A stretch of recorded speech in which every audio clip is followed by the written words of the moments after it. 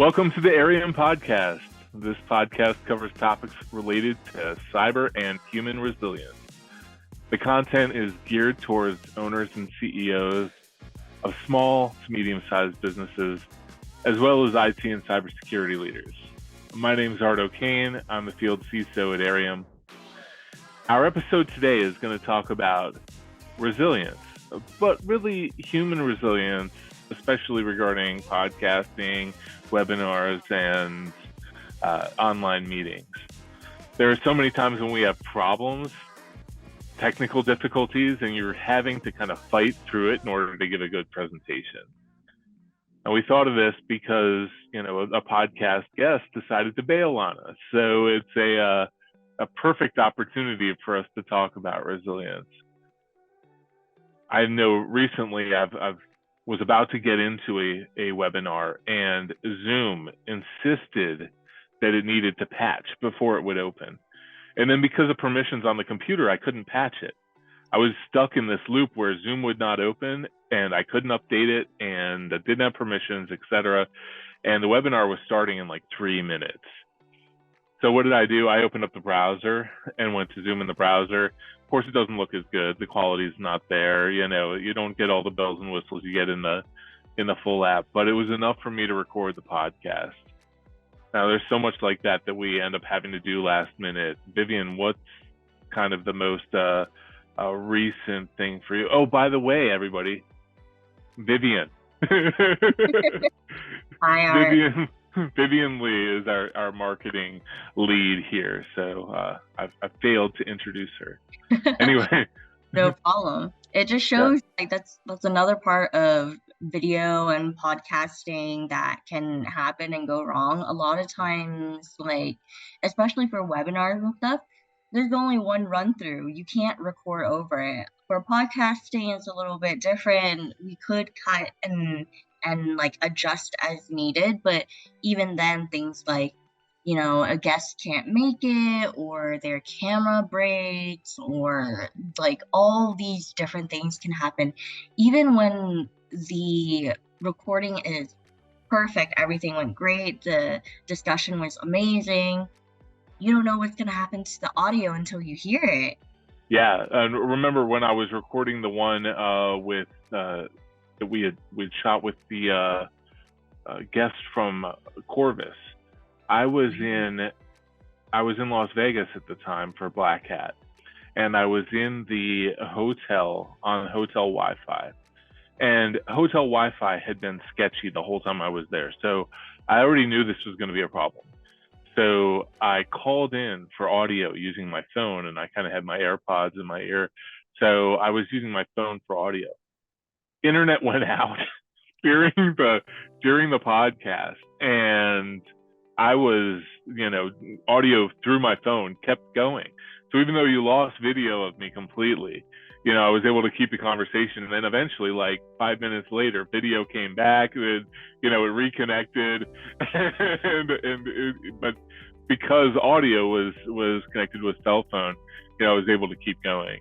And that's the kind of thing that we're talking about as far as resilience, is realizing what you have and kind of adapting to those situations and not freaking out about it, and being able to continue and hold normal operations. There's been other times where I've been on critical calls and internet has failed on me, and I've had to hotspot off my phone last minute. Turn on hotspot on my phone, connect my computer to the phone, and do that for the meeting, just because you're having to fight. Reality is really what you're having to do with resilience. And if you think about what resilience is, it's being able to bend and not break. It's being able to, survive the circumstances and be able to get back up and running despite falling down. That's really what you have to do with almost every one of these episodes. There's always something that goes wrong. Every webinar, there's always something. It's like getting down to the wire, guest didn't show up, getting down to the wire, the tech's not working. I've had my microphone fail, so I'm suddenly shouting instead of through my microphone, shouting at my webcam mic. So lots of situations like that. What are some you've run into, Vivian? I mean, okay, as someone who's usually behind the scenes, I'm very much the person that like, do I have to be on this? Do I have to be recording? But it's also like, even when I'm behind the scenes and I'm recording, like as I'm watching and like making notes and stuff, I'll hear something within the audio that I immediately am like, oh God, I'm gonna have to go in and I'm gonna have to like pinpoint that and I'm gonna have to like try to adjust it somehow. Or like how you were saying with the Corvus episode where your video randomly stopped. And like during that time, our guest wasn't speaking either. And so it wasn't like I could pan over to her or anything. So I had to be very like creative with how I cut the scene, where I would like insert like just stock videos and stuff like that and really just play around with it. Luckily with our format, I have made sure that it's relatively easy to like record and edit, but it takes some finessing, I would say. Yeah. And I know some of the times when we're doing a webinar, you might have two laptops set up, and you're in there on your phone also, because you're trying to do kind of a guest role as well as hosting it. Right. And, so it's, you're kind of tap dancing and you're doing this all from your home Wi-Fi, and so that's got to be a little bit of a challenge. Yeah, it's also really, it's pretty funny because my house is full of tech guys. So lately they've been going into the office, but I remember when we first started doing the podcast and stuff, our Wi-Fi was not happy with us because it was like 4 or 5 people trying to use like the Wi-Fi all at once to do like very like technical things. And so not only would our computers be like almost crashing at that point because it was struggling so much with like multiple people having multiple browsers, but our Wi-Fi would also be like kind of stuttering a bit. And I'm really lucky in the fact that I'm like the closest to Wi-Fi. So they'd be like, my Wi-Fi cut out. Can I turn it off? I'm like, no, don't touch it. Yes. Yeah. Yeah. I think that having to deal with consumer grade internet during, especially post COVID when we are working from home, dealing with consumer grade internet while we're trying to do commercial grade production is a real challenge. And I find whenever I'm recording something offline, it's just like solo stuff. The quality is great because it's not on the internet. I'm able to do all the post-production, everything on my computer. But as soon as you're introducing the internet and guests and everything, it tends to go sideways. How about resilience regarding scripts and outlines and stuff? What have you noticed go sideways when either episodes with me or with anybody else, when you had a plan and then it went the other way? I think for podcasts, when we're having guests and stuff, it's very common for like everyone recording to get off track, which is not a big deal. Like sometimes it's very interesting conversation, but I do kind of like I write out the script outline and then I'm like, oh God, that's not what we were talking about. Okay, readjust. How are we gonna incorporate it or whatever? And then for myself, like when we're doing the mini podcast lately, I've been struggling with recording. Not because I can't like say it exactly from the script, but like it's just one of those things where you get in your head and then you're saying it and then you fumble on your words and you have to record it like 3 or 4 times. And it's not hard. It's just very like tedious, right? Like I mean, you would know as well, like when you're recording solo, you're just like by yourself staring into the camera. How do you make sure that you're being engaging enough to like get people to listen in? Yeah, I'm so much better when I'm in a conversation. than I am, reading a script. And, especially when I didn't write the script, the cadence of the writing or the word choice may be different than I would have used. Right. So it can cause me to stumble when I'm reading through it. And so, it's really hard to do ad hoc recording, solo, that kind of thing. Yeah.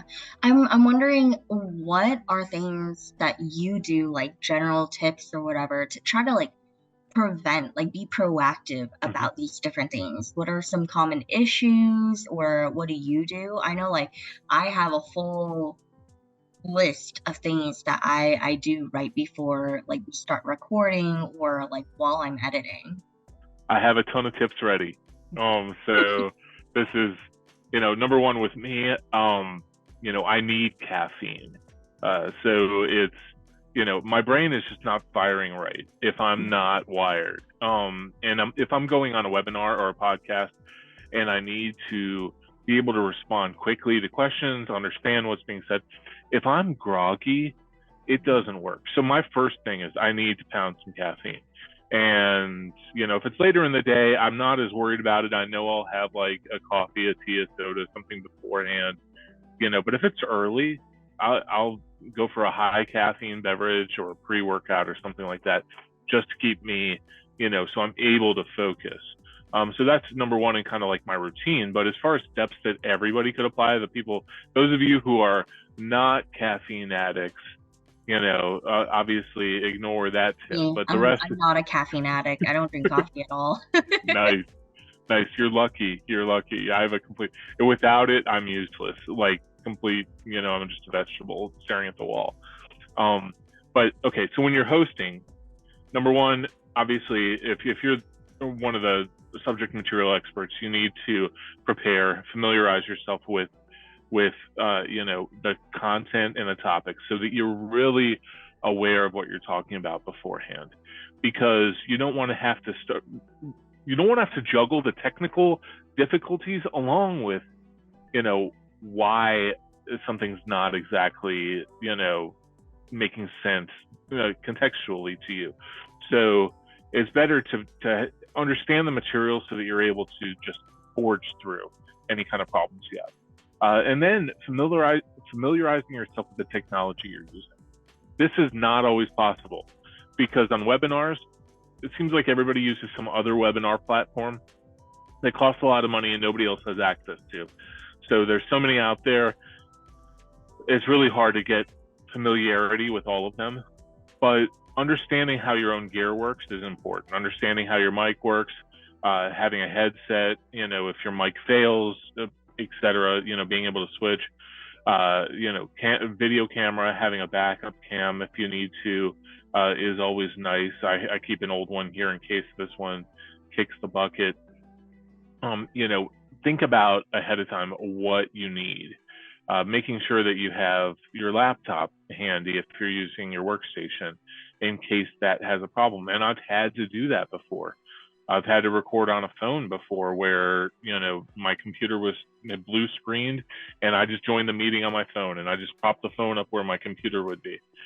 So understanding your technology and what you're able to do, and then having backup plans. And that's what I'm talking about with a secondary mic, secondary cam, secondary computer, things like that. When you're actually hosting a webinar or podcast, your production is important, but it's also important that you are able to kind of bounce back from those problems, especially when you're a guest on somebody else's. You want to be able to just perform for them and give them great content. Stay calm is kind of a huge one. I'm really good at that. If something goes wrong, take a deep breath, stay calm.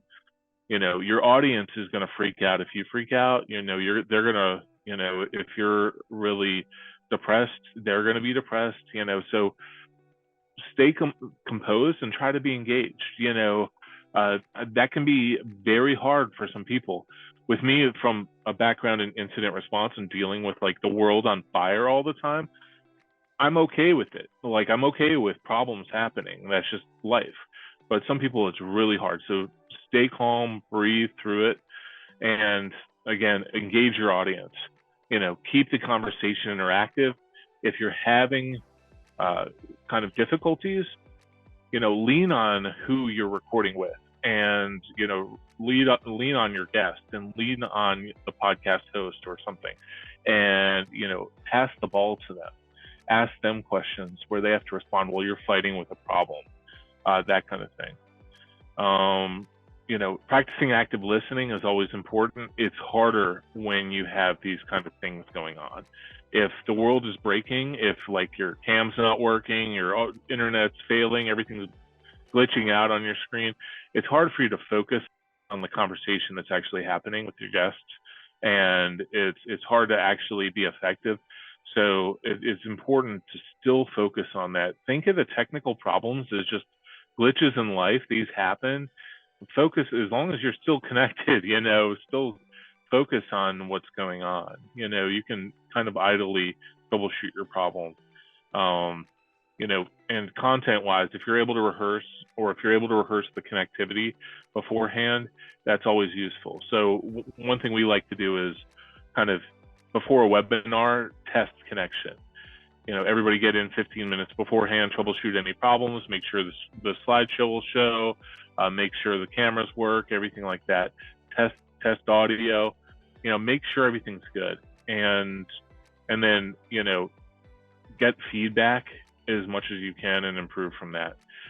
So ask people, how was my video? How was my audio? Was I clear? Did it make sense? Things like that. When you're a guest, it's pretty much the same thing, but distractions is one thing that I can say happens when you're a guest. When you're host, you seem to be focused on what's going on. Like you're hosting the show, it's your baby. But when you're a guest, I've noticed a lot of times, like Outlook will start dinging, the phone will start ringing, people will start hitting you up in Teams, and it can be really hard for you to focus. And that can affect your ability to be resilient in this podcast or in this webinar.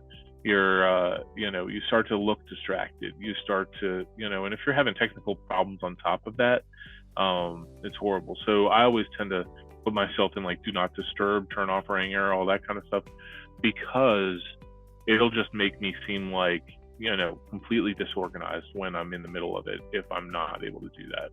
If I'm not able to shut off the world, and if I'm having to look at Teams, look at Outlook, things like that, while I'm, trying to be a guest in a podcast or a webinar. One thing, when you have a lot of technical difficulties going on, when you're in that situation where you're having to be resilient and you're kind of mentally juggling, you're like, okay, I'm trying to dial in to improve my audio here. I'm trying to fix my camera at the same time the podcaster's asking me questions. Feel free to ask for clarification. Say, hey, can you rephrase that question? Or can you ask me that again? Things like that. If it's not live, they can edit it. If it is live, everybody understands reality. It's hard to understand sometimes. So, be thankful and express gratitude to both the audience and to the host, because you are kind of surfing a disaster. There's been times when I've been in the middle of a webinar and I had a light ring up to light me, and I was like flailing around, a lot of body language, and I hit the light ring and it like slapped down in the middle of the thing. The webinar host smiled when it happened, but I just kept rolling. There's like light rings on the ground facing up, looking like a flashlight up in my face. But I just kept going, and I'm like trying to get it out of the screen discreetly, like while it's going on. Yeah. So, but yeah, those are my tips. Is really just try to stay calm and be prepared and have a backup plan. Is the ultimate, thing for me. Yeah, I agree. And if you think about it, that applies for pretty much everything. You should always be prepared and have like backups in case of a disaster, like our disaster recovery products. Like, not to like plug it, but honestly, it's true. Like when you're going through life, going through work and everything, you don't know what you're gonna get. So why not be prepared. If it's something important, prioritize having that backup plan, prioritize being prepared. These are things that it should be, I don't want to say basic or common knowledge, but it is something that you should have an idea of. And for me, when I'm recording or like writing podcasts, editing webinars, whatever the case, like for me, tips that I would have is I personally prefer when the house is empty so that there's no distractions whatsoever, especially since I'm in an open space area. If you can record in a room, that's really good. But if you can't, then like hopefully the people in your house are respectful enough to like not come out when you're recording or something. We mentioned like the lighting. Lighting is very important. Like people think just because you have like a bright room or something, that's good enough. It's not. You need something facing you. So either be right in front of the window where it's like lighting you, and like, you know, have a filtered light where it's like a curtain or something, or yeah, like Good. have like your ring light. And then there's so many like cheap and good options. Like the one I have, I can adjust like the lighting so that it's like more white, more orangey. I can like make it brighter, make it less bright, whatever the case is. Have some sort of lighting on you. Whoever's recording, editing will thank you too, and it will make you less chaotic looking, I guess, when the final product comes out. Absolutely. Yeah, That lighting makes just a huge impression. And you know, I find with glasses, it's a trick. You know, because if I am using a lot of lighting, it glares really bad. So you know, I should switch to contacts or something. But so I've positioned myself. Don't wear glasses. Exactly. I'll be completely lost. I'll be, you know, I can't see a thing, can't see the script, nothing. But yeah, that's you know, so position your computer, everything, so that you're able to get some good light. If it's natural light's always great, you know. But you know, you can't always film during the golden hour either. So you know, having that artificial light, you know, a ring light for $25 off Amazon is definitely you know, a lifesaver. Yeah. And then in terms of audio, this is something I'm still playing around with. Like, obviously, if you have a really good, like, mic that's in front of you, it's always preferable, right? But that's not the case with everyone. Sometimes you're just jumping in for, you know, a meeting, or you're jumping in for a quick podcast with a partner or whatever. But I have always been partial to like the podcasting microphones that just sit right in front of you that you'll see in like some videos. Yes, exactly.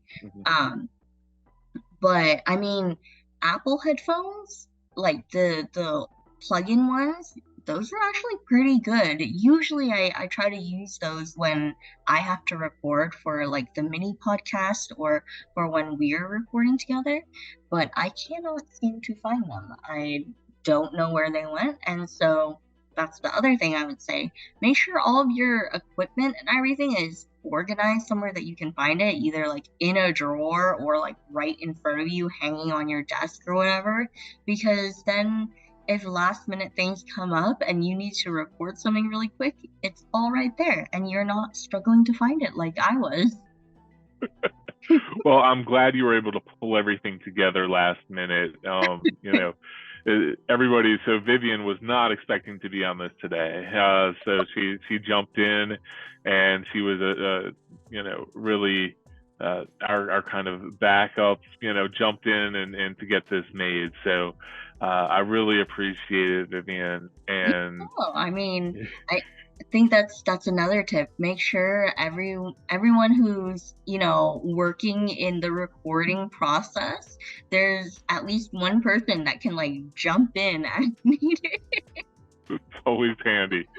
Yep, somebody that's able to fudge their way through it. Absolutely. That's a great skill set to have. So everybody, I am great at fudging my way through things that I don't understand, and so is Vivian. So we'll make this entertaining for the rest of you.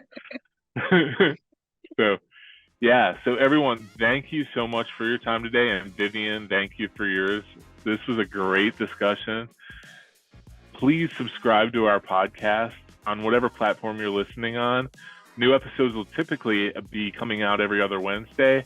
For more information on Airiam, visit www.airiam.com.